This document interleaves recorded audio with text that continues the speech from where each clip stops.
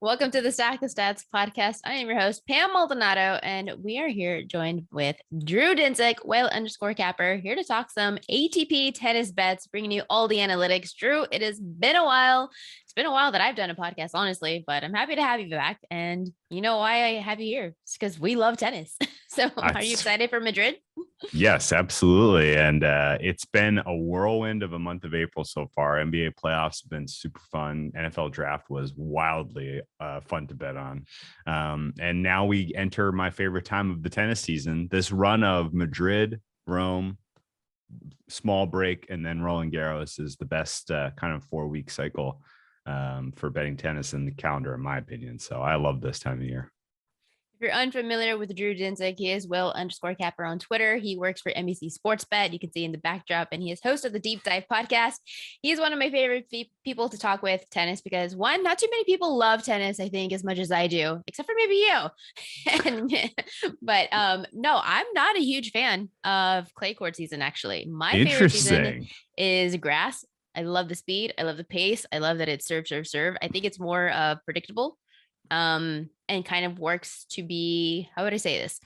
Betting wise, it's more pure. It works out how it's supposed to. Clay, it's a little more frantic. Players that should probably win in straight sets, they end up going 3, they end up going full 5 because it is the unpredictability of that clay court surface. It's a wild card. The surface alone is a wild card. And so because of that, there's a lot more volatility. I don't like volatility when it comes to betting. That's fair. I think, yeah, you're correct. I like it because it levels the playing field a little bit. Some of the players that really don't have the power or the elite service game can play their way into matches via crafting points and being a little bit more strategic. I agree with you that grass is pretty special. Wimbledon is my favorite tournament to watch, period. Yeah, for sure. At least in terms of live betting opportunities and handicapping, I tend to have the most success during clay season. Well, then that's perfect. Then you're just the man I want to talk to when it comes to the Madrid Open. It is an ATP Masters 1000 event. It is the second clay Masters event of the season. Looking at Madrid, I love Madrid because it is one of the faster clay court surfaces. I think what people get wrong about tennis is that clay is clay, hard is hard, grass is grass. And for the most part, sure. But there is so many nuances to each and every surface. Like Madrid is the fastest clay court surface of the clay court season. So it kind of plays closer to a hard court surface. You have the altitude, you have the elevation, all of that comes into effect. You have something like, Acapulco, which is a hard court surface, but it's one of the slowest hard court surface. And so it actually plays more towards of playing a clay court. And so there's just a lot of intricacies. And that's what people like. No one surface is just like the other. And that's what I love about Madrid is that it is faster. If you look at the last 8 winners, you had Nadal, who won this event in 2013, 2014, 2017. You had Andy Murray sprinkled in there. You had Novak Djokovic. No surprise to see him having some titles here, 2016, 2019. And then Alexander Zverev, 2018. And then last year's reigning champ, 2021. Talking about the surface, yes, it is clay. I did mention the altitude. I mentioned the elevation. Air is thinner here. And what does that mean? The ball is now having allowed more pace. So you have 2 types of winners, in my opinion. The power servers, the power ground strokes. People like Zverev. This is why you saw Zverev versus Berrettini last year's final. You have the counter strikers like Novak, who's won this title twice. What am I missing about the surface? No, you got it all. I think I rate this surface speed slightly faster than Indian Wells. Nice. Which is hard court. It still has the clay character. It's a unique tournament though, because even though it is faster, and even though you correctly pointed out the slight altitude that exists in Madrid gives the ball a little bit faster air flight. You still are on clay, which means movement is a little different, right? Like nobody can really run and slide in Indian Wells. Like you just can't do it, but you can still do that here in Madrid. So, it is kind of a nice mix where It gives the players who don't love clay because of the speed a little bit better chance. But it still is kind of, it is still mostly won by the European clay quarters in general. So yeah, it takes a unique player to be able to thrive here. And year over year, as you look across the finalists, it's usually guys that are in the top 5. Like, it's tough to make the final here if you're not an elite tennis player in general. So I love it in terms of kind of proving who is real. I will note Nadal is the most decorated champion in Madrid, even though this is by far his least successful. By far his least successful of the clay swing. He has like 11, 12 titles in Monte Carlo, 11 or 12 in Barcelona, a dozen in Rome, but only 3 here. Yeah, it's tough for him. I think he has more than 3. Doesn't he have like 5? Maybe he has. Is it really only 3? I was thinking in the last 10 years. So it's probably okay. Yeah, I think back in the day he might have won it a couple more times. But either way, like, it's startlingly low for a clay surface for him, having, kind of participated a lot. Yeah, I think it's going to be a great tournament. And he has 5 titles here, 54 and 13 overall. Least successful.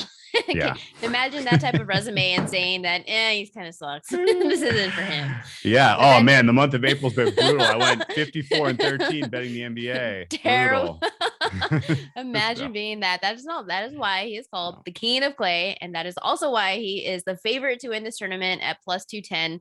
Looking at the rest of the odds up on the odds board, you have Carlos Alcaraz, the second favorite, plus 400, Novak Djokovic plus 500, Stefanos Tsitsipas 6-1, Zverev 12-1, Casper Ruud 16-1, and then you have players like Rublev, Sinner, Schwartzman, and then the list goes on.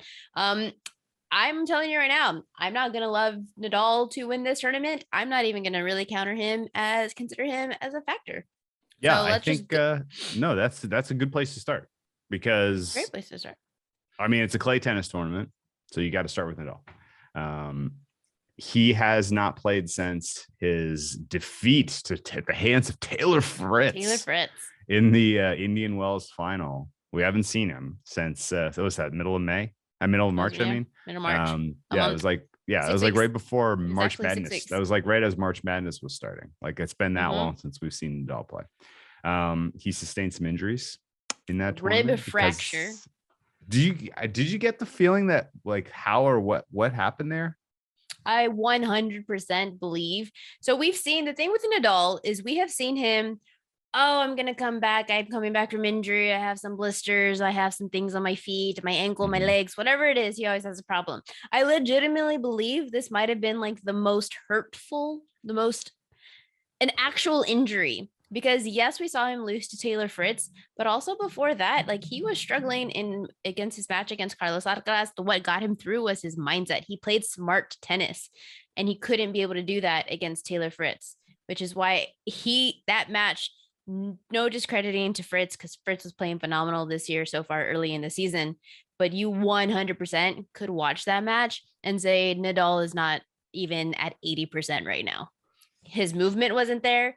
And one key that of Nadal, if he's okay or not, all you have to do is look at his celebrations. When he has a celebration and it's like, yes, he is 100% in it. But when his celebration is like, hey, Nadal, what's wrong? Yikes. And that's what you had against Fritz. And it was like, okay, something's happening. And we got whims of it before in the tournaments before, in the matches leading up to it. So I was not one who was going to say, hey, you know what? Nadal's going to win this, another title. No, I was really hesitant. What happened? Yeah. He ended up losing. So we haven't seen him back. And I'm thinking that it is, however, right in line with how long he said he was going to be out. He said he was going to be 4 to 6 weeks. It's exactly on the 6-week mark. So is he 100% healthy? We don't know. He also said that he hasn't really done any type of preparation, but Madrid is his home. He wants his home court. He wants to go ahead and play for his home country. Yeah, why not? So that's why he's here. Yeah, it does have. So I think if let's take him at his word, he really did fracture ribs. That's really what's going on here. I think it was like in the semifinals against Alcaraz, which was one of the most.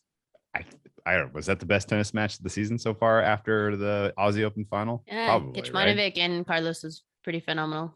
That was good too, but the stakes for Nadal, Yeah, yeah. Alcaraz kind of, it felt the fanfare was real.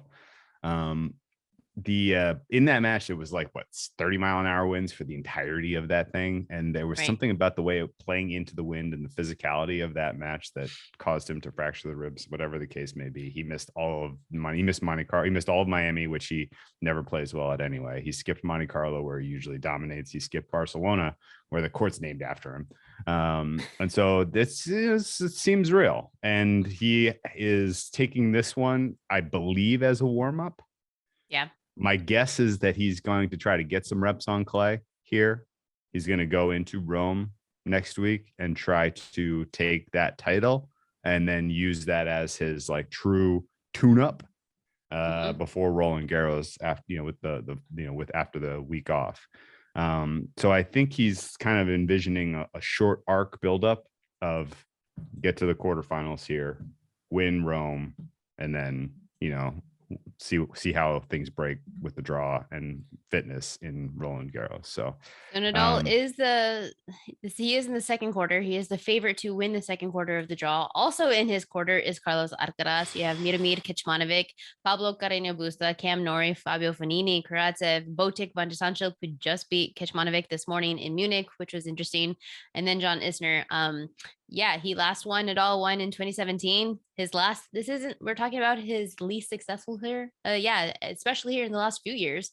In the last 3 appearances, Nadal has lost twice in the quarterfinals and the semifinals to Zverev, Thiem, and Tsitsipas. And his first match right out of the gate is more than likely going to be Kecmanovic, who has been under the radar, one of my favorite players this season. I have a soft spot for him. I see his potential. The fact that he has now Bandian as his coach, you see the progression that Kecmanovic made from 2021 to this year, and it's 100% because he has now Bandian as his coach. You see glimpses of now Bandian's game in Kecmanovic, and it's beautiful. It's a beautiful buildup to what his potential can be. And he just has a couple of mental humps that he needs to get through in order to kind of break through. I'm not going to say this is the tournament that he breaks through, but for Nadal, who's coming out of a legitimate injury, in my opinion, facing a player who has the ability of Kecmanovic, who has 5 straight quarterfinals this season, just broke through to the semifinal today in Munich. He did lose against Botic, Van de Sancho, as mentioned, but I mean, that's a tough match right out of the draw when you've been off for a little while. So maybe it could be competitive. Maybe he could blow right through him at all, because we it's a pure guessing game. But Nadal has a tough draw. No, it is. Everything you've said is correct. Kecmanovic is going to be nasty to face your first match back. I will note that Kecmanovic got tight against an out of form Djokovic in the what was that, Belgrade? That's the hurdle that I'm talking about. He needs yeah. Yeah, and so going up against an elite player, an all-time great, may be tough for him. I'm hopeful that he can give us a fun match to watch there, but I would still expect Nadal to come through, where he would play potentially the winner of BVDZ and PCB. Maybe Carreño Busta probably has a slight edge there to get to the third round, but a path of Kecmanovic, Carreño Busta, and then another repeat with Alcaraz in the quarterfinals is insane. Like that is an extremely tough first 3 matches.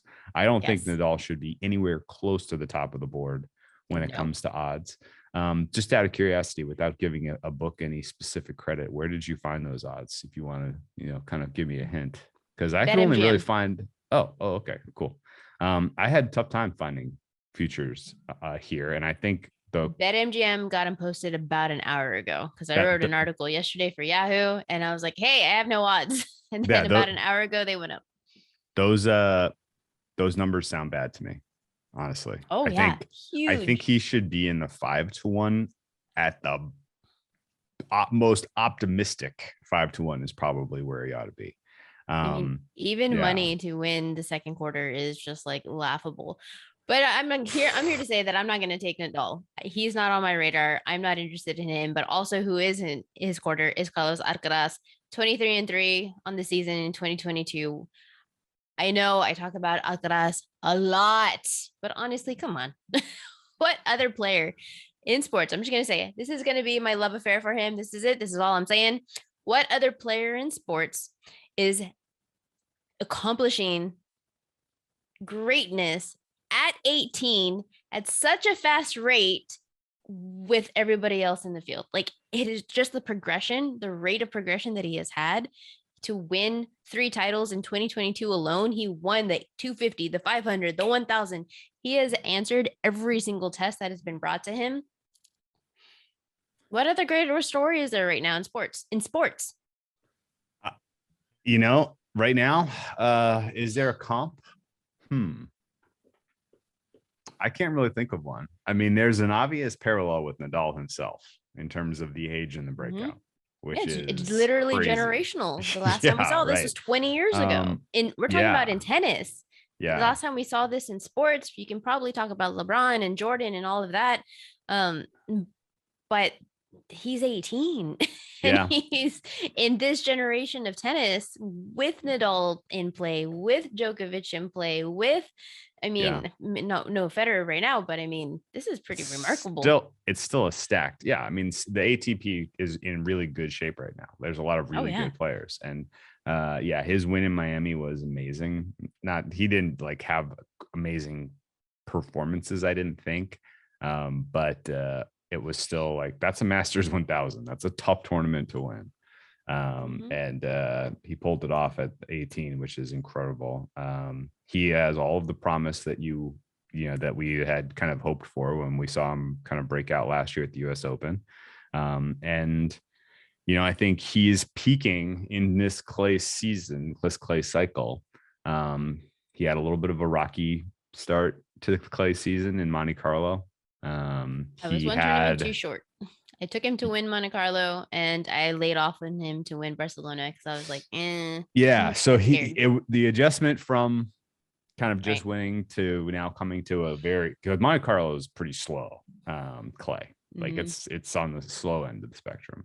And so it was a big adjustment to make on the fly. He didn't handle it especially well, but that's a good learning experience. And then in the Barcelona run, I thought he didn't really show us his top gear. No, honestly, no. The final was impressive, but ultimately, I thought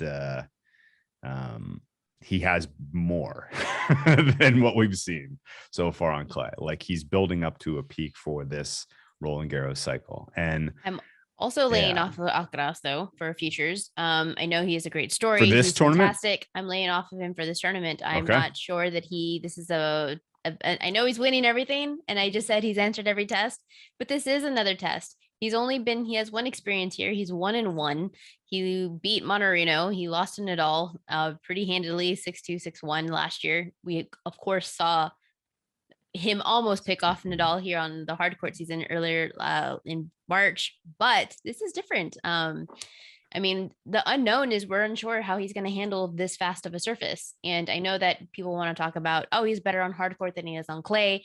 I don't know where he's better on. I think that's the question mark. He's good on all surfaces. This is still a faster surface. There are players who have more stronger weapons for this surface than he does. So we're going to get a glimpse of his style of play and how it reacts to a slightly faster pace. What we have seen is that he has the ability to generate power. What we haven't seen, and what we're going to hopefully see here, is how is he going to counter that power? So that's what I'm interested in, which is why I'm not intrigued with taking a futures on him. Yeah. No, it's a very good point. I think you can look at some of the struggles he had at the Australian Open, and that's obviously an entirely different handicap because that was fast hard court. But you saw he struggled with a couple of matches. Ultimately, got bounced in round 3 to Berrettini, I believe. And he has we do have to see him kind of learn to handle a powerful player, but the way the draw looks for him, I'm not worried about him against the winner of Basilashvili Fog. No, I'm not worried about him against fully Cam expect him to Norrie. get to the quarter. Yeah, I'm not worried about him against Cam Norrie. I'm hopeful that we get a Nadal Alcaraz, follow up. Yeah, quarter. Yes, a quarterfinal would be awesome. It would be cool if Alcaraz could use that match to kind of exhaust some demons from last year's very disappointing outing. But Nadal, as we mentioned, may not even get there. So I think Alcaraz probably does come out of Q2. And at that point, who do you think he comes? Who do you think he's head to head with out of Q1? Well, Your boy? That moves us to the first quarter. Yeah. Novak Djokovic is the plus 150 favorite to win his quarter of the draw. He's a second favorite to win this tournament. Third favorite behind Nadal and Carlos. I would expect, honestly, I trust Djokovic right here in this spot. I think this could potentially be a get right spot for him. In Serbia, the routine that he had was let me lose the first set and let me come back to win the match. Now you can make an argument that Djokovic was doing that on purpose so he can get some more reps in. I'm not buying it. He's been out of pace. What we've seen, what the argument that I made time and time again is the difference between what Djokovic was last year, the year before that, was he was always fighting to be number one. Well, in order to be number one for as long as he was, which is over 360 some odd weeks, he had to play a fuck ton of tournaments. And he was winning these tournaments and he had the reps and he had the rhythm. Ever since he said, okay, being number one is no longer important to me, he's laid off. He hasn't played as much tennis. Now his vaccination status since the start of 2022, starting with Australian Open, has really pushed him out of rhythm compared to what he used to be. And so I really just think it's actual fatigue. He's not match fit as he is, as flexible as he is, as great as he is, and he can bend this way and that way. He still hasn't shown that he can play 3 sets and not be winded by the end of it, which is something that we're not used to seeing from him. And finally caught up to him when he got bageled 6-0 against Rublev.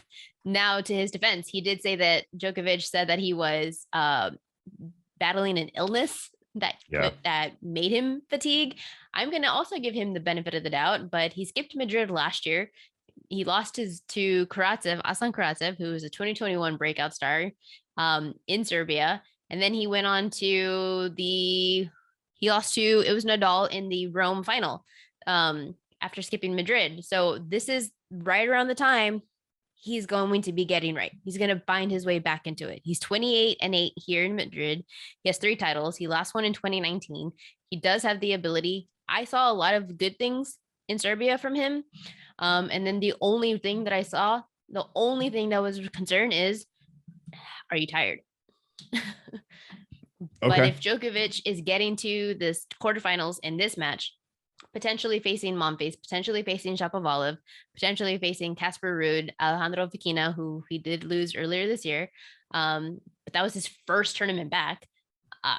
If he's getting to this point and looks pretty fine, I would say that he could be like I'm going to say a sleeper pick to win this tournament. I mean, definitely to win his quarter.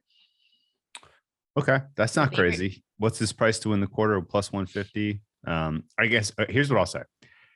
The odds you referenced at BetMGM, 5-1 is a bad price for him. Yes. It should probably be like 3-1, maybe plus 250. In fact, you should probably flip-flop the Nadal and Djokovic prices, probably where we're at here. His quarter is not soft by any stretch of the imagination.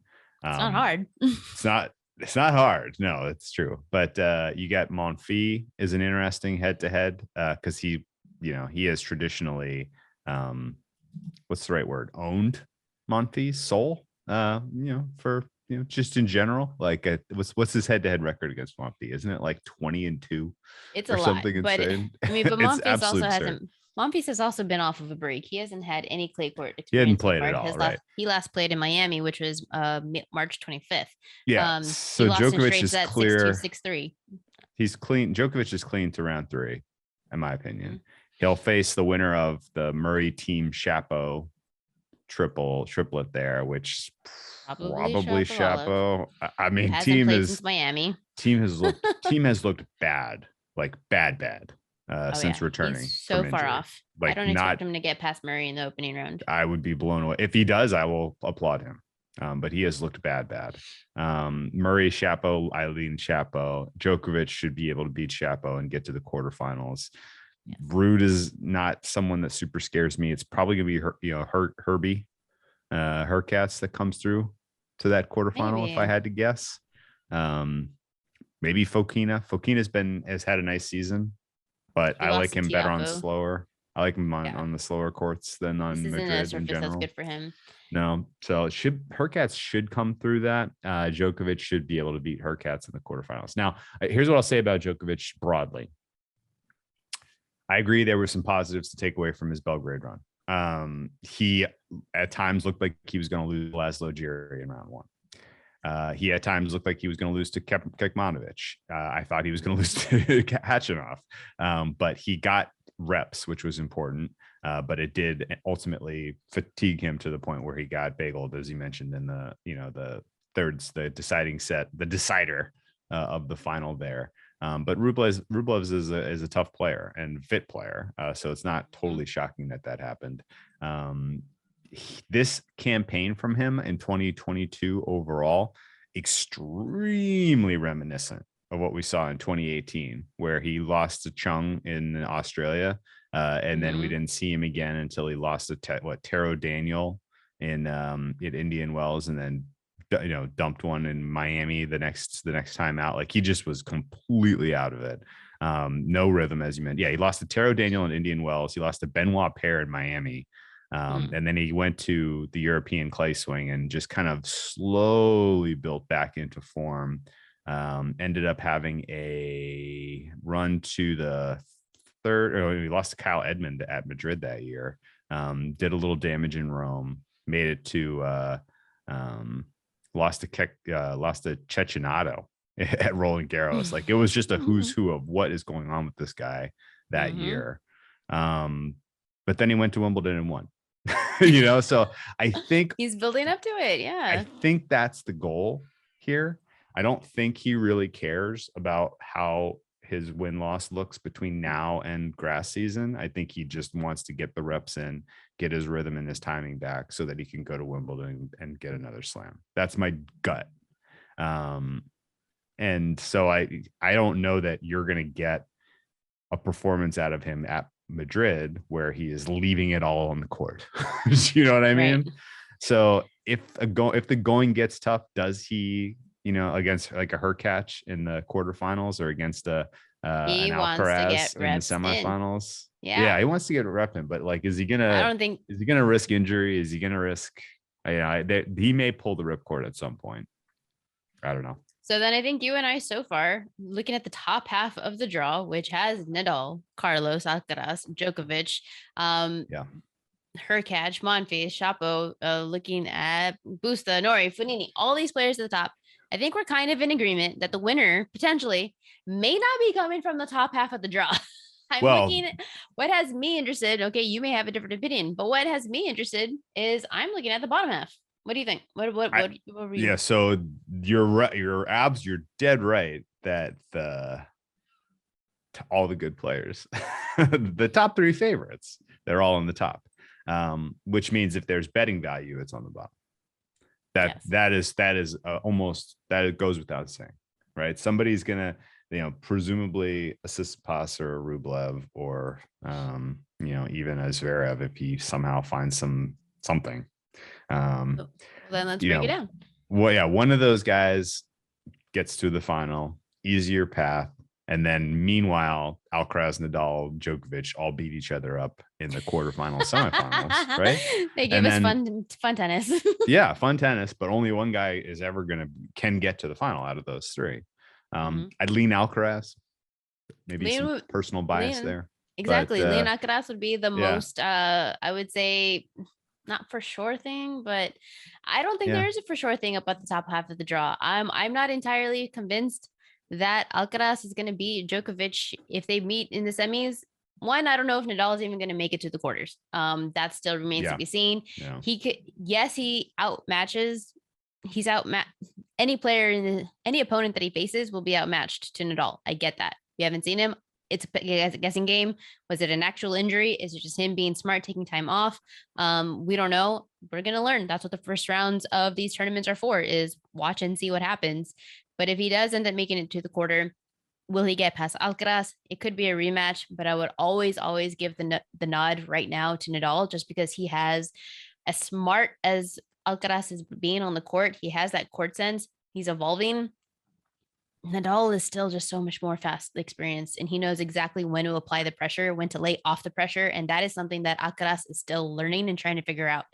We see him overpress in spots where he shouldn't be, and he just has all this hyped up aggression. He doesn't know what to do with it, and he's trying to figure that out. That's part of his game that he's trying to learn. So if it gives me a Nadal and Alcaraz, I'll take Alcaraz as like a dog for games. I don't know if I would take him as an outright win. If it ends up being Alcaraz versus Djokovic, at that point, I got to think that Djokovic has found some bit of rhythm. Maybe his stamina has already been built up just a bit. Maybe he's had a few 3-set matches, looking good. I'll probably give the nod to Djokovic. I would probably lean more on the top, closer to Djokovic winning the top half. It would be like Djokovic, Carlos. I'm not even considering Nadal, but Nadal. Yeah. Okay. So let's say that plays out. And I generally agree with you. Nadal getting to the finals would be the most surprising of those three players. Djokovic getting there would be completely reasonable to me. Alcaraz getting there would be completely reasonable to me. I don't really think any of the other surprise guys in the mix could get to the final from the top. It's going to be one of those guys. Right. The bottom looks like Stefanos Tsitsipas to lose to me. And I think he's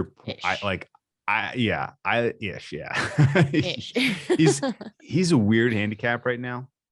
I mean, frankly, let's see, I'll pull up some of his results, but I thought in 2021, he had a really, really marvelous spring. Right. Like, he was awesome in Monte Carlo. He was awesome in Barcelona, almost beat an informed Nadal head to head on his own court. He carried the form all the way through to Roland Garros. Probably should have won the final. Lost his mind in the. Didn't lose his mind, but he just like melted down. Couldn't get it over the line against Djokovic in the final. Djokovic was the rightful winner, but it was obviously a very close match. And I'm not seeing that same level this year, right? For whatever reason. Tough to put my finger on it. He's just not playing as well. And it could snap. He did win Monte Carlo. That's a nice title. But there's some other results on his resume from 2022 so far that are not great. He fought hard against Alcaraz in Barcelona this year. Did you watch that match by any chance? Yes. So he could have rolled over and just died like a dog. He was down 4-0, 4-1 in the second set of that. It was he looked done. He fought back and won that second set 7-5. He forced a third. Good for him, but the quality of tennis just hasn't been the same this season as it was last season. It's been a mental struggle. You're seeing him show that he's capable, and then you're seeing him fall flat. Like, what is it you doing, homeboy? Yeah. So I mean, okay, well, looking at the third quarter, Stefanos Tsitsipas -105 to win the third quarter. Behind him, you have Andre Rublev, Diego Schwartzman, RBA, Roberto Bautista Agut, Jensen Brooksby. I don't expect him to do much here. Karen Khachanov, Lorenzo Senego, Dimitrov, Dan Evans. That's to win the third quarter. He is very weak, very, very top heavy quarter. Yes, he is. It's a very top heavy quarter. Yes. Tsitsipas -105, I believe, is definitely the rightful favorite to win his third quarter. Am I wanting to pull the trigger? Not entirely, just because of exactly what we're talking about right now. Where's his mind? I'm not sure. And the reason why I say that is because, one, he doesn't really have that much Madrid experience. He was a 5-3 record. He lost to Novak Djokovic in the 2019 final. He lost to Ruud in the round of 16 last year. And this season, He has now lost to Carlos Alcaraz 3 times. Somebody who is 18, Ooh. 18 years of age, he's lost to him in such a short span of time, 3 times. That's got to be weighing on him to some magnitude in my eyes. And he had a huge comeback win. We're talking about him having these wins. Huge comeback win versus Schwartzman. In Monte Carlo, he was down 4-0 in the third set, comes back to win 6-4. I remember that match because I had him to win, cover like, what was it, 3.5, 4.5 games. I was like, oh my God, 4-0. Counted it as a loss on Twitter. All of a sudden, I'm getting all of these messages like he came back and he covered the spread. How does that happen? It was amazing. Yeah. So I have no idea. His swings right now are so volatile that no, I don't want to lay a minus 105 price for him to win. Should he win? Yeah. I mean, but he could have a brain fart like he did against Schwartzman, who he's likely to end up actually facing again in the round of 16. Is he going to have another brain fart like that again? I don't know. So Tsitsipas, rightful favorite. Does it come to fruition? That's another thing. Yeah, that's fair. I ultimately, I don't give enough of these guys who are playing their way in to the bracket in the first round. I don't give much of them a ton of respect in terms of current form or like real likelihood of pulling off an upset. Right. Schwartzman may be the only exception, and only because he's such a crafty player. Well, But somebody like this Tsitsipas, isn't the right surface for but Schwartzman to do something surprising. But I think you're saying it incorrectly here. Is you're talking about these players have the ability to upset. It's not that. It's a player like Tsitsipas has the ability to. It's his loss. Sure, yeah, just to completely go absent-minded. He's a Mimbo. I feel like we've talked about this, but like he definitely can lose focus, lose interest, and it's not great. Ultimately, I think he is the best player on the bottom half in terms of his clay ability. I think he has enough craftiness in his game for clay court, combined with enough power in his service game and enough. His serve is in decent shape right now. Other than Alcaraz, no one's really taking huge breaks off of him. But it's still, he's still not someone you feel a ton of trust or a ton of love for. Now, let's just assume Tsitsipas does get to the quarterfinal against Rublev. I would make Tsitsipas about a minus 180 favorite in that match. Yeah. And Rublev is good. He's a good player, but not quite good enough to get by Tsitsipas, I don't think. And he also has no experience. He has like 1-1 record here. Yeah, this is right. only like That's a second true. trip to Madrid. Weirdly, he just doesn't have a ton of head-to-heads against. Oh no, he's played Tsitsipas 9 times. Never mind. Those two players over their career relatively even. I forgot Tsitsipas just dominated him in the Monte Carlo final last year on clay. Rublev got some revenge against him in the round robin stages of the tour finals, but Tsitsipas was gassed at that point and he was playing very poorly. It looks like basically, other than Hamburg in 2020, Tsitsipas has gotten the better of Rublev pretty handily on clay. So I think that's right. You're going to get a minus 180, minus 200-ish head-to-head between those two players if that's your quarterfinal. So I think the price is right, minus 105 for Tsitsipas to be the favorite to come out in the third quarter. The Q3 winner. Now, which then leads me to the fourth quarter, because the player that I'm most interested in is Zverev. Now, I'm not a big fan of Zverev for some obvious reasons, but also his game style. For his game, I think this is perfectly suited for Madrid. He holds a 15-2 record here. He has 2 titles. This is his most successful ATP 1000 event. And what works so well, everything that I talked about the surface earlier, that's Zverev's game. A heavy ground stroke game, a big serve. He has big weapons that complement this surface. Now, if he ends up meeting Tsitsipas in the semifinal, Tsitsipas holds a 7-3 head-to-head record, including a quarterfinal win in Madrid in 2019. Now, what I think is the big difference here is that Zverev back then, he is a much better player now. I know that Zverev won Madrid in 2018, the year right before, but I would say that his breakout year wasn't until the last couple of years, especially in 2021. Like, he had 59-15 record, his best season by far. He had 6 titles. He's playing smarter. His double faults problems seems to be like a thing of the past. which is what was weighing him down there for a while. He did just lose his opening round to 19-year-old Holger Rune in Munich, 250 event. I'm not worried about that at all.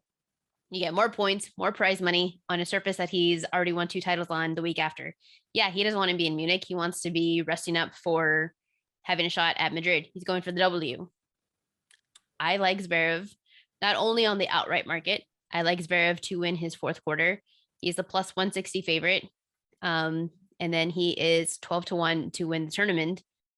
The one player that could be a surprise coming out of the fourth quarter, in my opinion, would be Italian Jannik Sinner, who's 4-1 to win the fourth quarter. He is so good. And he has faced Zverev multiple times. 2 of the last 3 losses that he has had against Sinner to Zverev, were third set tie breaks. He's there. He's inching closer to breaking through, getting that win. But what we have seen from Sinner this year is his damn blisters. He has withdrawn. He has retired. You have him every match, calling the trainer, getting repatched up. So I just don't know if it does come to be that those two face and it would be Zverev Sinner in the quarter, then I would 100% feel comfortable backing Sinner as an underdog for maybe like a game spread. Maybe holding as Zverev futures. And that's how you kind of like hedge it. Yeah, that's not crazy. I'm not going to get involved with Zverev. I like Sinner to win the fourth quarter 4-1. That's a great shout. The head-to-head between those two players at Monte Carlo was extremely close. I thought Sinner was the better player. I thought he was going to win. He lost the tiebreak ultimately in the third set. Gets sent packing. And you're right. Like Sinner desperately needs like a good ex-pro coach to really kind of teach him like how do you take care of your body over the grind of a season, because he's young, he's coming up, and he doesn't have anywhere close to the physical, top level, high. He doesn't have the Alcaraz ceiling, but he's very good. I think realistically, it's Zverev is. You're right in that he brings it in the Masters. He looks at the best of 3 format as his best chance to do damage, his best chance to win titles. And he looks at the Masters 1000 format as where he should put most of his focus, because that's where the most money and the most points are. And so Zverev is a dangerous man in any Masters 1000 field, generally. The losses that he has sustained in 2022 overall have made this an extremely disappointing campaign so far. He came into the Australian Open. He was the second choice after Medvedev, because people thought, hey, like no Djokovic. Like, did you see how well Zverev played in the US Open? Like, he's peaking right now. He didn't play as much tennis in 2021 as a lot of other players. Like, he should be able to have the legs and, make a run here. And he stunk. And then after, loss to Shapovalov was embarrassing.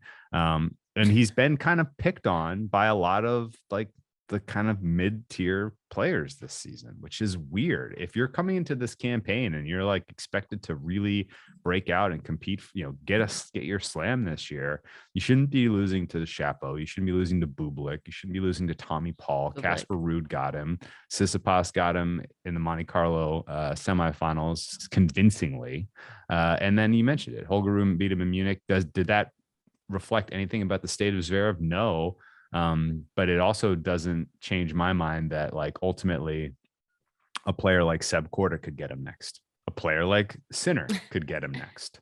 And then even if he does emerge here, I would have to make Tsitsipas a pretty meaningful favorite head to head if that is your bottom half semifinal. So I'm not trying to talk you out of your pick here. Zverev, certainly a value pick at 12-1 to win this tournament. Like that's like he's the defending champ for crying out loud. I mean, like if we're talking about he's the defending champ on the easier half of the draw. Yeah, on the easier half. The fifth favorite, who has 2 titles here. He has the third most titles here behind Nadal and Djokovic. So, and guess what? If he puts it together and he comes out of the bottom half and he's up against Djokovic, I would consider backing him in the final. Like if I would consider backing him in the final against Nadal, I would consider backing him in the final against Alcaraz. Yes. Like and that's exactly right. If we're talking about we don't like Nadal to come out of the win, well, there goes the number one favorite. Carlos Alcaraz, still a bit of a surprise because, well, he doesn't have much experience here. This is a faster surface. We don't know how it's going to complement his game. Well, then that eliminates the second favorite. Novak Djokovic, he could get winded. Well, then there goes the third favorite. And then so it really leaves us with Stefanos Tsitsipas and Alexander Zverev, the fourth and fifth favorites of the tournament to win, and maybe like throw in a surprise zinger in there with Sinner, but he doesn't really have the health, 100% health. So you're leaving us here, unless you mentioned it at the very beginning of this podcast. You said, look at the players who have won. You're talking about the top 6, top 10 players in the world. Or who are those players? We've already eliminated half of them. So that leaves us with the only two of Tsitsipas and Zverev. That's who I would believe. I don't think it's coming out of the top half. I would be shocked if it's Nadal. I would be less surprised if it was Djokovic. I honestly would be surprised if it was Alcaraz. I would feel stronger about putting a futures bet on either a Zverev or a Tsitsipas. And because you're giving me the reigning champ and you just mentioned, put him in a final to any of the players we just mentioned, you would back Zverev. I mean, at 12-1, the fifth favorite of the event, who won this event twice already, it just makes sense to me that that would be what you fire on and feel okay with if it doesn't work out. Yeah. I mean, okay. So yeah, we're talking, we're doing a funny dance here where we're talking about what we expect to happen and not really comparing it to prices in the market. Correct. If you can get 12-1, 14-1, some kind of price like that for Zverev, that's a good bet. His true odds somewhere in the 8-1 range. Similarly, if you can find Djokovic at 5-1, I think that's a good bet. His true odds somewhere in the plus 350 range for me. Ultimately, I think this is Alcaraz over Tsitsipas, just the way I think this breaks. And I think it's Zverev and Djokovic. You think it's Zverev over Djokovic? It would be not Zverev over Djokovic, but in the final, I would expect Djokovic and Zverev. So you like Djokovic over Zverev then? I don't know who's going to win. That's what I like the final though. For those two, you want tickets on those two guys. Okay, I see. And I'm not even going to say that I'm going to put futures on these, but I haven't decided what I want to do. But I did the draw and I thought about this hard. I wrote an article. I've previewed everything, and I feel stronger about a Zverev Djokovic, less inclined about an Carlos Tsitsipas for sure. Okay, I don't know if Carlos will make it through to. I don't think. I'm not convinced that this surface suits Alcaraz. Okay. I don't have a strong retort other than I do feel like he's building in terms of his quality of play on clay. And if he plays exactly the same level that he played in Barcelona, he's not winning this tournament. Right. He's got to take this another step forward. I think the fact that the conditions are going to be more like Indian Wells, more like Miami, where he just played a ton of tennis in terms of speed and just like being able to react to the ball and all that. Like, I think that helps him a bit. And again, like I have not bet him at 4-1. Like, I don't think 4-1 is an especially good price for Alcaraz. I would look for, if you can find a 550 or a 6-1, give me Alcaraz for sure. Like that's a good value bet now at that point. And I think he realistically has a good shot to get through here. We've never seen him play Djokovic. If that's the semifinal, that's going to be must watch TV because like realistically, this is going to be fact finding in a lot of ways about how, and all of 2022 so far, like the big narrative of this entire season has been, how does Alcaraz match up against the other big guys? Mm-hmm. How does he match up against them? Because you're going to need to know this for the next 10 years of betting tennis, right? Like you need to pick up the small things this year. And we haven't seen him play Djokovic. And here's what I think about what you just mentioned. It's how is Carlos going to face up against these bigger players, the elite players? I'm thinking Carlos is already right there. He's going to be able to push Nadal just how Nadal was able to push Djokovic, just how Djokovic is able to push Federer. He's already in that bunch. I'm not calling him the big three, but I am saying that he's already at the level that we're not thinking, oh, it's going to be an upset. No, it's going to be a 50-50 who's going to be the one that shows up that day and just gets that break point when it matters most. He's at that point already. In my opinion, he's already reached that level of play that other players have worked their entire last 5, 6 years, 10 years of their career unable to do. And he's already there at 18. And he's only going to get stronger. And the more that he plays Nadal, he's only going to get better. The more that he plays Djokovic, he's only going to get better. But then at the same token, he's going to be able to do for them what they did for each other. He's going to make them better. And it's going to be the cycle turns all over again. Yeah. And that's what I love about Carlos is that his ability, his skill set right now is he's bringing up everybody's level as well. And this is why I'm so excited for the future of tennis, because he's forcing everybody's hand into, no, you can't just play a baseline game. You have to play, give me the drop shot, give me the slice, give me the net game, come to the front, take me side to side, give me the corners, give me the great serve. He's bringing it all. And where is he getting it from? His inspiration, he said, was always Federer. And where is he getting it from now? He's playing how Nadal would exactly play Djokovic. He's playing, he's hopefully going to play Djokovic how exactly Nadal would play him. Like, he's there. So it's going to be who has the better game that day. Yeah, this all checks out to me. I think we had a really good question on the deep dive a couple of weeks ago where we were talking a little tennis. Somebody was like, what's a fair price for Alcaraz to make a slam final in 2022? Oh, yeah, I do want a message on that too. Yeah, and I was basically, was that where it came up? Oh, yeah, no, that was a tweet thread. That's right. And it was a good question, good thought experiment. I think his best chance is Roland Garros. I think is diminishing the further you go into the season because he's playing a ton of tennis. It's really hard, yeah. And this is why the U.S. Open is so hard. Yeah, and I would almost write him off for the U.S. Open this year, even though he was amazing there last year.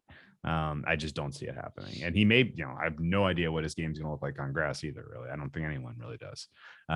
So it's, it's going to be a learning experience from him once Roland Garros is over. And I think realistically, he probably knows this. His team probably knows this. And I think, they're going to try to they're trying to build him up right now to a Roland Garros run to the finals. The question will entirely be the draw.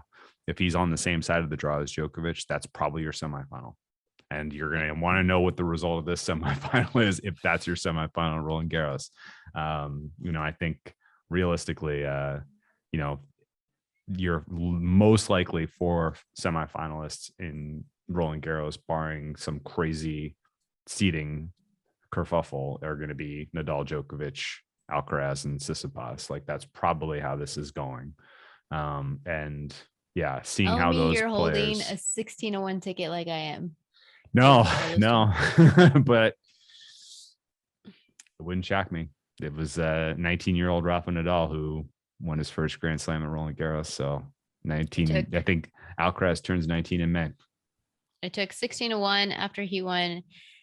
Immediately after he defeated Schwartzman at the Rio Open, grabbed 16-1, and then before Indian Wells, I tweeted to everybody to grab.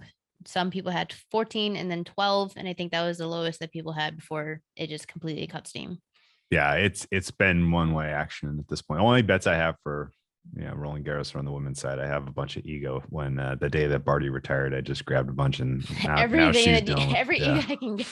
Yeah, right. That was smart. We'll see if she's ends up kind of bouncing back from whatever injury she's dealing with, but I think she'll be fine. So then for this tournament, you and I are on opposite ends, but then that's what makes this fine. We don't have to agree. This is a really interesting tournament. It is. You're kind of catching a lot of players who are coming back from injury, coming back from break, who have less experience on clay, but they have really easy draws, with players who have lots of experience here, like Zverev. It fits to their surface, but Tsitsipas owns Zverev. I mean, it's kind of like a mixed bag of like anything could happen. It's a good tournament. This is a really good tournament to have. I'm excited for it. I am going to say that my prediction is going to be Djokovic versus Zverev in the final.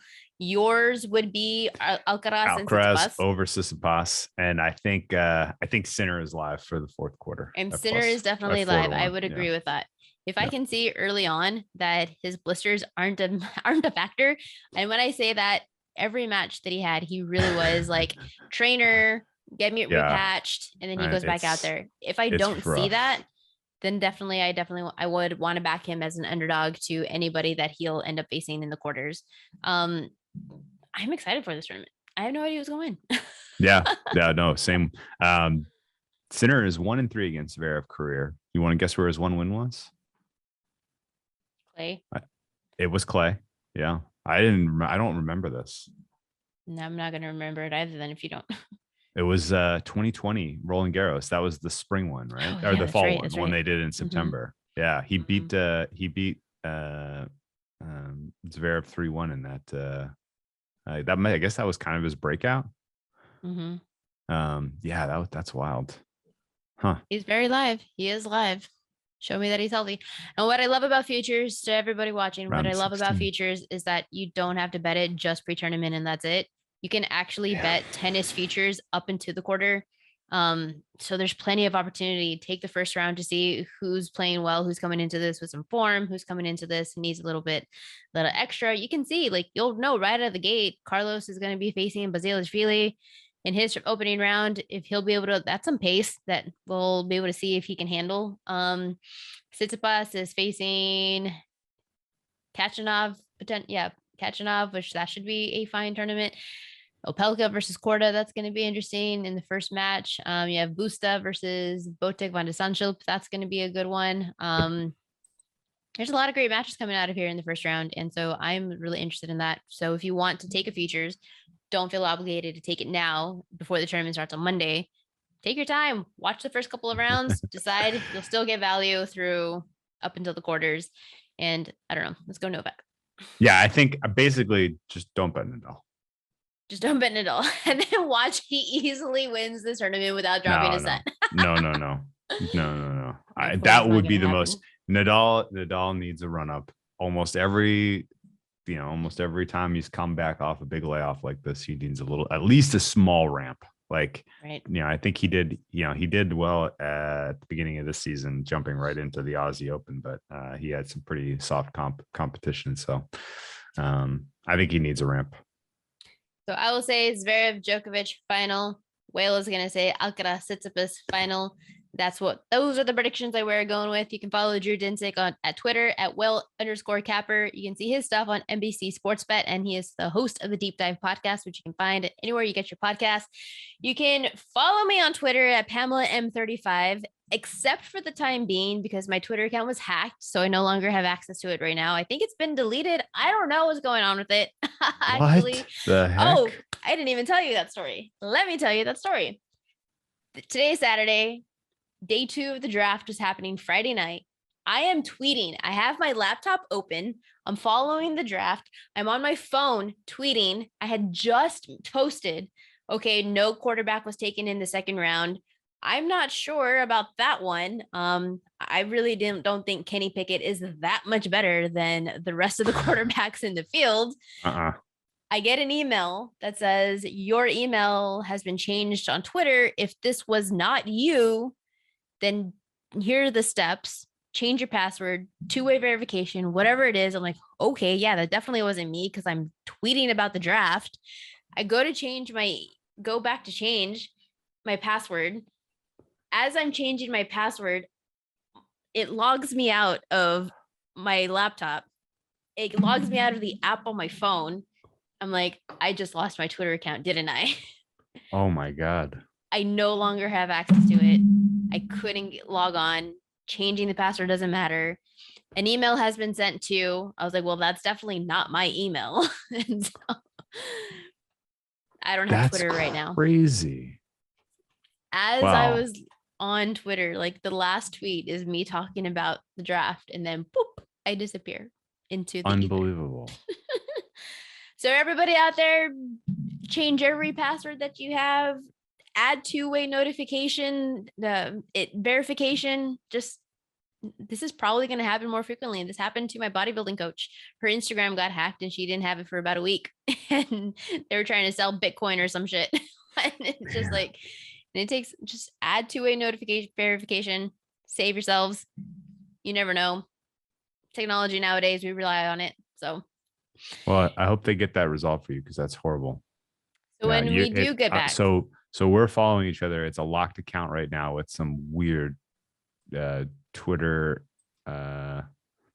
Twitter bird profile picture and like a weird header with a bunch of different Chinese characters on it.